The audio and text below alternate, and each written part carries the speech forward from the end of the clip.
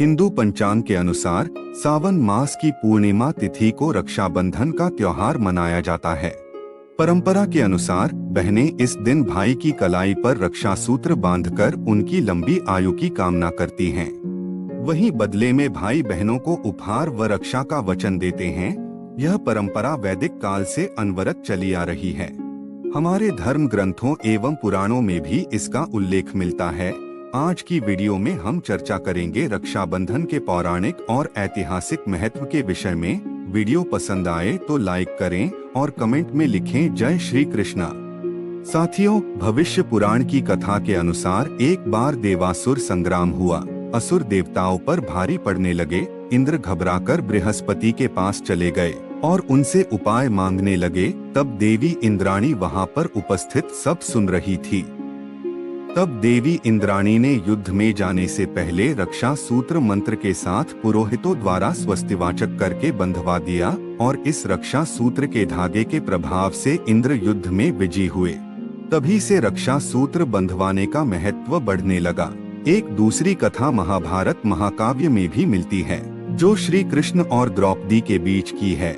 जब भगवान श्री कृष्ण ने शिशुपाल का वध किया, तब श्री कृष्ण की उंगली में चक्र की वजह से चोट लगने से लहू निकलने लगा। तब द्रौपदी यह देखकर अपनी साड़ी फाड़कर उनकी उंगली में बांध देती है। यह देखकर श्री कृष्ण ने द्रौपदी को पूरे जीवन उसकी रक्षा करने का आशीर्वाद दिया था। इसीलिए जब द्रौपदी का चीरहरण हुआ तो स्वयं भगवान कृष्ण ने द्रौपदी की लाज बचाई। एक और कथा स्कंद पुराण, पद्म पुराण और श्रीमद् भागवत पुराण में भी रक्षाबंधन के विषय में मिलती है। राजा बलि बहुत दानी और भगवान विष्णु के परम भक्त थे। एक बार उन्होंने यज्ञ का आयोजन किया। उस यज्ञ में भगवान विष्णु राजा बलि की परीक्षा लेने के लिए वामन अवतार में पहुँचे, जिसके बाद उन्होंने राजा बलि के 3 पग भूमि दान स्वरूप देने के लिए कहा। राजा बलि तो दानवीर थे ही, उन्होंने भगवान विष्णु को 3 पग भूमि दान में दे दिया।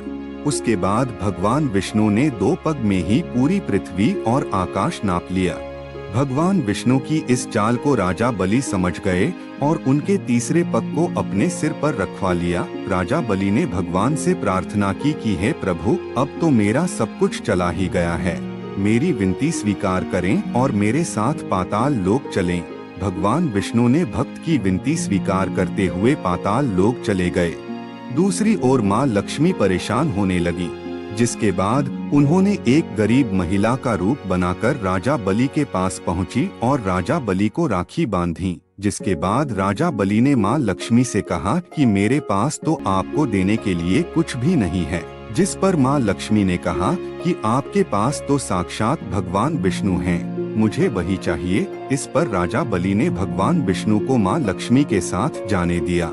साथ ही जाते वक्त भगवान विष्णु ने बलि को वचन दिया कि वह हर साल 4 महीने पाताल लोक में निवास करेंगे। अगली पौराणिक कथा के अनुसार यमुना ने एक बार भगवान यम की कलाई पर धागा बांधा था। भगवान यमराज यमुना से इतने ज्यादा खुश हुए कि यमुना की रक्षा के साथ साथ अमर होने का भी वरदान दे दिया। साथ ही उन्होंने यह वचन भी दिया कि जो भाई अपनी बहन की मदद करेगा, उसे लंबी आयु का वरदान देंगे। हमारे इतिहास में भी एक कहानी इस प्रकार है। राजा पुरु बहुत वीर और बलशाली राजा थे। उन्होंने युद्ध में सिकंदर को धूल चटा दी थी। इसी दौरान सिकंदर की पत्नी को भारतीय त्योहार रक्षाबंधन के बारे में पता चला। उसने अपने पति सिकंदर की जान बख्शने के लिए राजा पुरु को राखी भेजी। राखी के धागों का सम्मान करते हुए उन्होंने युद्ध के दौरान जब सिकंदर पर वार करने के लिए अपना हाथ उठाया तो राखी देखकर ठिठक गए और उसे जिंदा छोड़ दिया।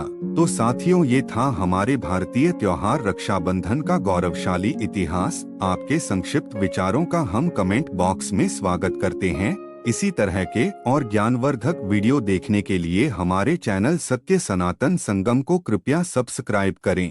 जय श्री कृष्णा।